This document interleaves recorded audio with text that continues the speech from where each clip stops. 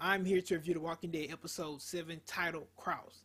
It's revealed that the title Cross meant how Sasha had got crossed by the police officer Bob in this episode.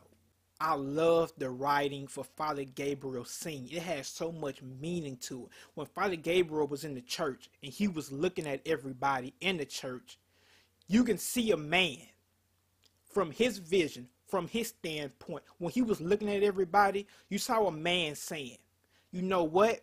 These are good people, but at the same time, these people are dangerous. Therefore, I don't want to be around them because of the crime or the brutal murders that they committed in this church house. So again, he know they good people and he know their intentions are good, but at the same time, the act of murder that they did in that church made him believe that they are dangerous, and that's why he left the church.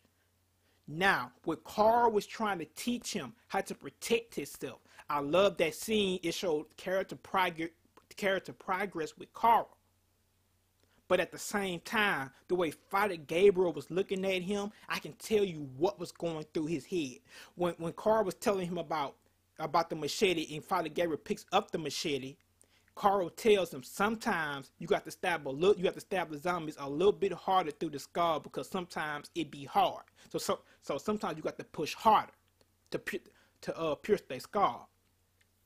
And I love when Gabriel was looking at him. Gabriel was giving him that look as if, okay, you telling me to use this weapon to protect myself from zombies, but how long will it be before I use this weapon to protect myself from human beings like y'all did?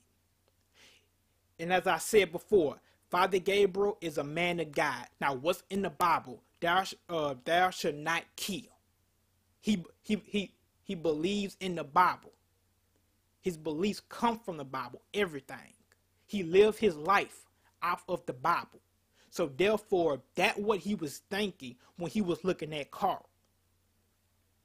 And I love when he decides to escape the church because he felt like the group is dangerous. He ends up going underground or underneath the church. And I love when he was underneath the church, I saw a symbolic meaning to that scene because the church was heaven. He was in heaven. Now God has casted him from heaven and casted him down to hell. Now, once he's under the church is like hell to him. Now, once he was in the church, that was heaven. Now, you know what would have been cool if the producers and the writers would have took zombies and put them underneath the church when he was underneath the church. Then it would have then he would have felt like he was in real hell then. Once he got underneath the church. Now, once he ended up leaving the church, I love how he was about to kill that female zombie. So therefore, he started learning he started learning the process of protecting himself. And he now know what he has to do. But at the same time, it's guilt that's still eating him up. Because once he's about to finish off that female zombie, he picks up a rock and he's about to smash in her head. But then he ends up seeing a cross around her neck. Now, that cross also reminds him that you're still a man of God. But also, that cross tells him that was a church member that used to go to his church. So therefore, he started feeling guilt about it. Because remember, he locked all those people outside of that church and left them out there for dead. So he started feeling guilt. And that what stopped him from killing her completely. And I love how once he get from under the house, you see you will burn in hell carved on the church. That's why I say that scene with him underneath the church was definitely a meaning of him possibly being in hell. Being in hell. Because once he gets from under that house, he is now outside in hell. To him, that's hell. In the church's heaven. So I love that scene. And the next scene is so iconic to me. I love this scene. When Rick ends up going to Atlanta, they end up taking some cops. And they end up trying to use the cops as a bargain chip to reason with Dunn. Now, once the cops ends up escaping, Rick and his group end up following following them. They end up seeing some zombies that had got caught in the explosion when Atlanta had got bombed by napalm bombs, and it caused complete destruction. You can even see how the ground has char on it, and you can also see how the zombie bodies are decayed and stuff. And I love the zombie designs, real nice. I loved it, felt fresh, something I've never seen before. And I like when Daryl was fighting a police officer by the FEMA trailer that was burnt, that got burnt down from when the napalm bombs had hit Atlanta. I love that scene. I love how Daryl picks up a zombie head and hit the police officer in the head with it. Now, here goes the most iconic scene to me. It's when Rick comes to Daryl aid and he comes to save him. You can see how Rick is staring this man in his eyes. I love that scene because he did it a lot in season 3. That scene right there was so amazing. When Rick stares another human being in their eyes the way that he did that police officer in that scene, that stare is what you call the stare of judgment. And only Rick does that. Only Rick does that stare. Because I remember in The Walking Dead season 3 when he first met Thomas, and before he killed Thomas, you can see how Rick's eyes is completely staring at him. And Rick is asking himself, should I kill this guy or should I let him live?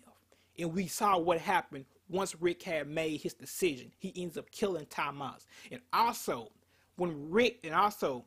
another thing, when Rick looks you in your eyes, he's able to tell if you're being honest or if you're a liar or if you can be trusted or if you can't be trusted. I love that stare. That stare has so much iconic meaning to me.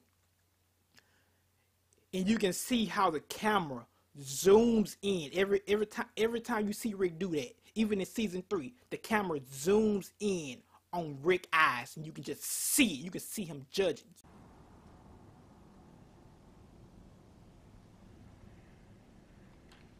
What about you? I ain't never pleaded for my life. And I ain't about to start now. So you do what you gotta do. Now, for the most important scene to me in this episode, I absolutely love this scene. When Sasha was in the church, we saw her breaking down a wooden bench in Gabriel's church. But the way she was doing it, the way she was cutting down the bench with the axe, it was so aggressive. It's like she was trying to get anger out. She was venting about Bob's death. You can see how everybody was staring at her, and Tyrese tell Daryl, you wasn't here to see what had happened, to what made her do what she did, and also to what make her do what she's doing now. Because there was a lot of anger. She was venting in that scene, and I loved it, and I love Sasha. And the next scene, I love when Tyrese was talking to her outside of the building, because she ends up going in the back of the cop's car to get a crowbar, and she ends up ripping the jacket that she got from Bob. And you can see how she gets real angry about it, because that's the last thing she has to remember Bob, that green jacket. And I like when she take the crowbar, she throw it out the car, because you can tell that she's angry at the crowbar for ripping Bob's jacket. And I love what Tyrese tell her in that scene. Tyrese tell her, I'm going to say this and you going to listen. And when you ready, you let me help you. You got to say goodbye. He was telling her, at least you got to say goodbye to Bob. He never got to say that to Karen. He said, you saw it. You felt it. And he says, hold on to whatever you want to, but I think you should hold on to that. Meaning that you saw what I did to him. You felt it. You heard his last words. So if you're going to hold on to something, at least hold on to that moment. And then after that, Sasha replies, I should have been able to do it myself, meaning kill Bob herself. And I love Tyrese's response, because each character, it was never a dull moment. Each character felt like they had something to say, and they both had a quick response. I love when Tyrese says, you could have, but he says you could have, but you let yourself feel it. You kept your eyes open. You let me help you. And when he says, you let me help you, she looks back at Tyrese. And when he says that, she looks back at him and she see Bob. It's like she see a spirit of Bob just smiling at her. Because I remember in The Walking Dead season 4 when her and Bob was walking on the railroad track, Sasha was talking to Bob. And she tells Bob, you've been grinning ever since we left the prison in one piece. And then she also goes on to tell him, you so happy to be alive, then why are you walking into the heart of darkness? And Bob replies, because it's not about being alive. And then Sasha replies, do you even know why you're smiling? And then Bob says, yeah, because I'm not alone. And I love that scene when he tells her, yeah, because I'm not alone. When she's talking to Tyrese and Tyrese let her know, you let me help you finish Bob. She thought about Bob telling her, I'm happy because I'm not alone anymore. And now she realizes that, wow, I'm not alone. My brother is right here for me. He was able to take out Bob, and I know that's not his cup of tea, but my brother was still willing to be there for me, to help me. And that right there what made her look at Tyrese. Like I say, and when she look at him smiling, she see Bob. She see Bob smiling at her, telling her, look, you don't have to be alone. Just like he told her, I'm happy because I'm not alone anymore. Because Bob used to feel like a jinx. And he says, he told her, once he got to the prison, he broke that streak. He wasn't a jinx anymore. So now he feels like, and then he felt like he wasn't alone anymore because he had Rick and the rest of the group there. And like Tyrese let her know, I was there, and you let me finish him off. So you're not alone anymore. And like I say, when he said that, Sasha in her head, she pictured Bob telling her that, and he was smiling, and she kept that memory of him smiling when he was telling her that. And I like how Bob's philosophy still lives on in The Walking Dead after his death. Because when Rick was talking to the police officer, Bob, because he said his name was Bob, and you can see how Sasha kind of looks at him, because her boyfriend name was Bob. You can see when Rick had him tied up in the building, you can tell how Rick really respects him as a police officer, but at the same time, Rick sees something in him, and he see how this guy is still wearing the uniform. And if you remember The Walking Dead season 2, Rick took his uniform and he takes it off, and he takes his uniform and he puts it in the dresser at Herschel's house.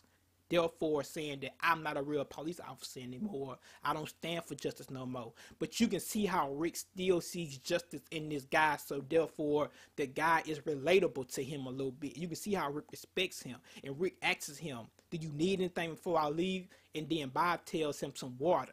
And before Rick leaves, he stands up and he tells Bob, he says, you're still a cop or a police officer. And I love how Rick tells him this, because remember what Bob told Rick before he died.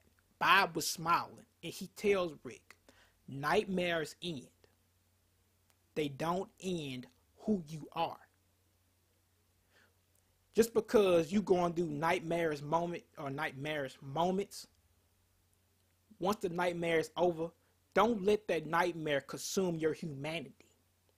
Be the person that you were before. And you can see how Rick tells him this. He didn't directly tell him in that way, but he tells him, you're still a cop. Even after Bob said he felt like he wasn't, because all the bad things that he did and the stuff that he did is not cop-like, because cops stand for justice, and the stuff that he did, some of the stuff that he did wasn't justified. Rick tells him, you're still a cop. And I love that philosophy from Bob, and I love how Rick keeps that. I love how Rick keeps that philosophy that Bob told him. Nightmares end. They don't end who you are. In that scene, Rick was letting him know. Nightmares end, but they don't end the fact don't end the fact that you were still a cop before all this happened. So I love that scene in R.I.P. Bob. Next, another one of my favorite scenes is done in the Beth scene. And you see in that scene, before Beth and Dawn start talking, you can see Officer Hanson's picture on top of the filing cabinet. But in the front of his picture, you see badges. You see police badges. Now, I think that symbolized a meaning of Dawn still being justice, still being that good police officer, and she definitely displayed it in that scene, because I love when the police officer came in there and he was talking to Dawn and he was telling her that he was waiting on Noah to make a mistake so he could find her. And you can see how Noah didn't make that mistake, and you can see how Officer Dunn was questioning him. You can see how Beth was laughing, and she was laughing at the fact that they tried to use a mistake that Noah could have made for them to find him, but he didn't, so therefore they couldn't find him. And they were depending sorely on that to find Noah. And you can see how the police officer is about to leave, and then he ends up telling her that they are wasting their resources on Carol. And I love how Beth steps up to the scene and she lets him know how are we wasting our resources to save another human being, but yet you use the resources on your DVD player. And you can see how Officer Dunn steps in to intervene and tells him, look, turn off the machines, let her die. But after he leaves, you see that justice of Dunn. And she ends up telling Beth, you killed that woman. But at the same time, she tells her, I like how strong you is. She says, I thought you was weak, but you proved me wrong. And she gives Beth the keys to go into the medicine cabinet and get medicine to save Carol. And that scene was so fucking deep to me. I love that scene. And she even tells Beth, I haven't even given the doctor these keys to the medicine cabinet, but I'm giving them to you because you're strong. You stand up for yourself. And at the same time, Dawn know those police officers there don't like her. And the other reason why she never get the real doctor the keys to the police to the filing cabinet with the medicine is because she don't trust him. She's scared that he might end up going to the other police officers and telling on her, try to make himself look good or to be in a good gracious. So Dawn sees how Beth stands up for herself because they don't know, having nobody else really did that in the hospital. So Dawn looks at Beth and she says, wow, I can trust this girl because she stands up for herself. And also she stands up to the other police officers that I really don't like, but I allow them to be around me because I need the backup. And she tells Beth, here goes the keys, get the medicine, and you save that woman. Dawn is a very complex character, so I can't wait to hear more about Dawn. But like I said about the badges, I love how she still keeps Officer Hanson badges on a filing cabinet. So that shows you, although she did possibly kill him and take him out, it was for good reasons, but at the same time, she still deal with his death, and she's deal with his death till this day, and she hasn't forgotten about it. And I love how she keep his badges on top of her filing cabinet. That shows you that Dawn is not as bad as she make herself out to be. Now Bob ends up escaping and he ends up knocking out Sasha. Now that scene right there was a little crazy because you can see how Bob is a very good talker. He's a very slick talker. He's very good at talking and making you feel bad for him. I love the way he talked though. It's very unique. Something I've never seen before. He's able to get his way out of situation because he's a very good, reasonable talker. And I like the fact how he ends up tricking Sasha, telling her that he wants to put down one of his old buddies that had died before everything had happened, or or when everything happened, it caused his buddy to die. So he wants to give him a good resting, or finally put him down. You can see how Sasha is willing to do that for him, but at the same time, she had untied him from around the post part that was in the building. She still kept him tied up, but she allowed him to be able to move around. Here's the problem. You can still be hurt even if a person's hands is tied up. As long as they're able to stand and walk around, they can still hurt you. They can choke you out. They can still hurt you. That's why I rather her keep. I felt like she should have kept him tied up to the post in the building. Therefore, he couldn't escape. He ends up tricking her, sending her to a window to snipe one of his old so-called friends that doesn't exist, who had got bitten. And while she was trying to use a scope to find that person, he ends up ramming her head into a window and knocking her out. Now, if he really wanted to kill her, he could have. So that definitely shows you he's not bad. He could have stumped her head and he could have did anything to her. But he left her alive, and that shows you that he's not bad. He just didn't want to be in that predicament. Because remember, they said it when the other officers, when Rick had the other officers, they tells him, Dawn don't care about us. She already knows that. We want her out of we want her out of the office, and we also want her to not be the leader anymore.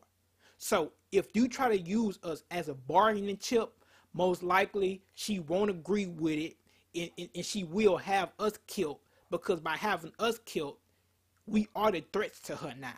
And I love how Bob sees that, because he knows if I get used as a bargaining chip, most likely I'm going to get killed, because Dawn knows I don't like her, and he knows that I don't want her as the leader. And she knows that we trying to take her out of her power that she has, even if it means killing her. So therefore, she's going to have us killed first. That's why he did what he did to Sasha by knocking her out, because he didn't want to be in that predicament when it came down to bargaining. The scenes with Abraham in it was only scenes to stretch out the episode, but at the same time, I love how Abraham was able to shake back, and now he's willing to help. He's willing to accept other people's help. Because I remember when Rosita tried to give him the water, he wouldn't take it. But now he realized that him and Maggie had something in common, because Maggie tells him, and she also pulls a gun on him and tells him, you either sit down or I'm going to sit you down. And then after that, she ends up still coming, trying to talk to Abraham, and tells him, you're not the only person that's been through something. And she tells him it doesn't get better. And he starts to realize that, but at the same time, he starts to realize that he does indeed need help. And I love how Maggie comes to him again and gives him water this time. And he ends up taking the water. You can see his wounds are kind of starting to heal and start bleeding. And you can see when Maggie talks to him, she asks him, did you really want me to shoot you? And he tells her no.